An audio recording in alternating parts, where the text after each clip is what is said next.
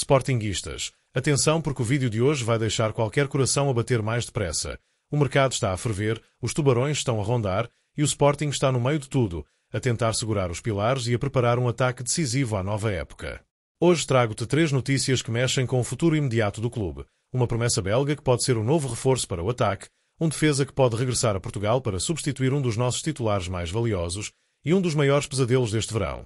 Ruben Amorim, agora no Manchester United, quer levar o nosso capitão, o nosso líder, o nosso Morten Schulman. E está disposto a tudo para o conseguir.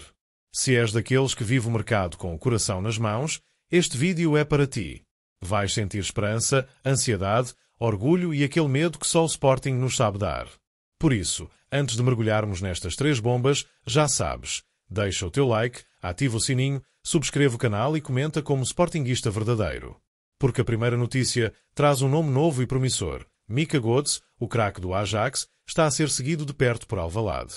Sportinguistas, o nome pode não ser ainda um daqueles que te faz saltar da cadeira, mas é bom que comeces a memorizar estas 5 letras. Mika Götze, porque este prodígio belga de apenas 20 anos, que já encantou em Amsterdão, está na mira do nosso Sporting e pode ser uma das grandes surpresas do mercado para a época 2025-26.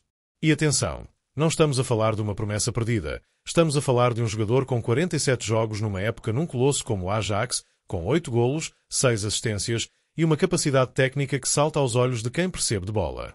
Götze, que passou por Anderlecht e Genk antes de se afirmar nos Países Baixos, está avaliado em 10 milhões de euros, um valor que não assusta a estrutura leonina, que vê no jovem extremo uma solução de futuro imediato, sobretudo perante a iminente saída de Víctor Gyökeres.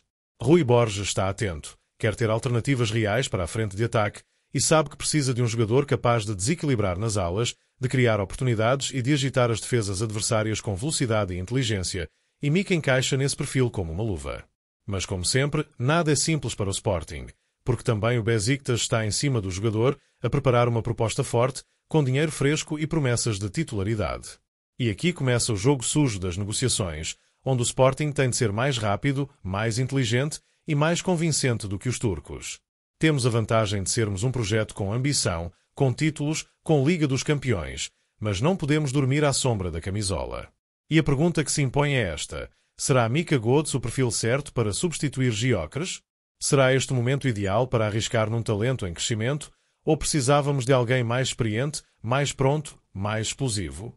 Há dúvidas, claro que há, mas também há uma certeza. Com o mercado a fechar-se e a concorrência a apertar, não podemos perder tempo. Ou avançamos por Mika agora, ou vemos mais um craque escapar-nos por entre os dedos. E esta não é uma contratação qualquer. Isto é um sinal de como o Sporting quer construir o futuro. Apostar num jovem de 20 anos, com rodagem num clube histórico, com valor de mercado em crescimento, e que ainda nem se estreou na seleção principal da Bélgica, é tentar apanhar a próxima grande estrela antes de explodir. E se resultar, pode ser uma jogada de mestre. Mas para isso é preciso coragem, é preciso investir, é preciso confiar, e é aí que vamos ver se esta direção está mesmo disposta a arriscar para manter o Sporting no topo. Mas se achas que isto é o maior movimento em cima da mesa, espera até saberes quem pode estar de volta ao campeonato português se o Crystal Palace levar mesmo um dos nossos indiscutíveis. E se a primeira notícia trouxe aquela dose de esperança num talento novo, a segunda traz um turbilhão de incerteza, porque quando se começa a falar da saída de Ousmane Diomande, o coração de qualquer sportinguista dispara. E sim, meus amigos, o Crystal Palace está à espreita, com os olhos postos no nosso gigante da defesa, e o Sporting já começou a mexer os cordelinhos nos bastidores para preparar a possível substituição. O nome que surge? André Amaro. E vamos ser claros, isto não é um rumor qualquer. Já houve contactos exploratórios com o Al Rayyan, clube do Qatar onde André Amaro está desde 2023, e o Sporting quer saber exatamente o que seria preciso para o trazer de volta ao campeonato português. O ex-Vitória de Guimarães está identificado por Rui Borges, que conhece bem o seu perfil, gosta da sua agressividade, da leitura de jogo, da capacidade de sair com bola, e vê nele uma peça que pode encaixar-se, e apenas se Diomande for mesmo vendido. E é aí que tudo se complica, porque por mais que André Amaro seja um bom jogador, Diomande é simplesmente insubstituível a curto prazo. Estamos a falar de um central de elite, titular indiscutível, com potencial de topo europeu, e que só sairá de Alvalade se alguém bater os 60 milhões que Frederico Varandas já fixou como preço mínimo. O Crystal Palace ainda não formalizou proposta, mas está à espera de vender Mark Gay, o central inglês que está referenciado pelo Liverpool, e se esse negócio avançar, então sim, o pesadelo começa. E o problema é sempre o mesmo: timing. Porque se o Crystal Palace vender rápido e decidir bater à porta do Sporting com os milhões em cima da mesa, vamos estar em modo reação, em vez de estarmos em controlo. E mesmo com André Amaro referenciado, nada garante que o negócio com o Al Rayyan seja simples, barato ou imediato. Estamos a falar de um jogador com 2 épocas completas no Qatar, com estatuto, com minutos e com mercado. Não vai ser uma operação de tostões. E aqui entra o dilema. Seguramos Diomande até ao fim, correndo o risco de o perder nos últimos dias do mercado e ficarmos sem tempo de resposta? Ou aceitamos que ele vai sair, antecipamos o cenário, e vamos buscar o substituto já, antes que os preços subam e os rivais ataquem? É uma decisão difícil, mas uma coisa é certa: o Sporting não pode ser apanhado de surpresa, como tantas vezes no passado. André Amaro pode ser uma boa aposta, mas só se vier com tempo, com pré-época, com adaptação. Não pode chegar a correr, com o campeonato a começar e com pressão imediata nas costas.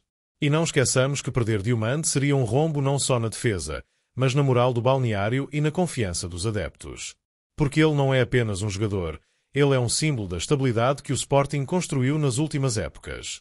E vê-lo sair agora seria mais uma ferida a cicatrizar. E se achas que isto é grave, então prepara-te para o pior, porque quem voltou a aparecer na equação para levar Julmand é Ruben Amorim. Sportinguistas, preparem-se porque esta é daquelas que dói no fundo da alma, daquelas que nos fazem questionar tudo e gritar de frustração. Ruben Amorim, o treinador que nos devolveu a esperança, que nos fez campeões, que saiu com aplausos e respeito. Agora aparece ligado à tentativa de levar o nosso capitão, o nosso líder em campo, o nosso Morten Julman. E não é só interesse de tabloide, é o próprio jornal de Independente que avança. O Manchester United está a preparar-se para atacar o dinamarquês e adivinhem quem está por trás da operação? Sim, Ruben Amorim. Isto é duro de engolir. Porque Julmand não é apenas mais um médio. Julmand é o jogador que carrega a braçadeira, que fala por todos, que se atira a cada bola como se fosse a última, que comanda o meio-campo com cabeça, garra e coração. E agora, pode acabar a jogar sob as ordens de quem o lançou no Sporting? Isto mexe connosco, mexe com o grupo, mexe com o projeto, porque é uma tentativa de desmantelar o que ainda estamos a tentar consolidar. E sim, é verdade que o Sporting está tranquilo. Que Frederico Varandas já deixou claro, só sai pela cláusula de 80 milhões de euros. Que até agora não houve qualquer contacto oficial e que os Leões não têm intenção de negociar abaixo do valor fixado. Mas se o United vender 1 ou 2 jogadores e bater à porta com 80 milhões limpos, vai ser impossível travar esta saída.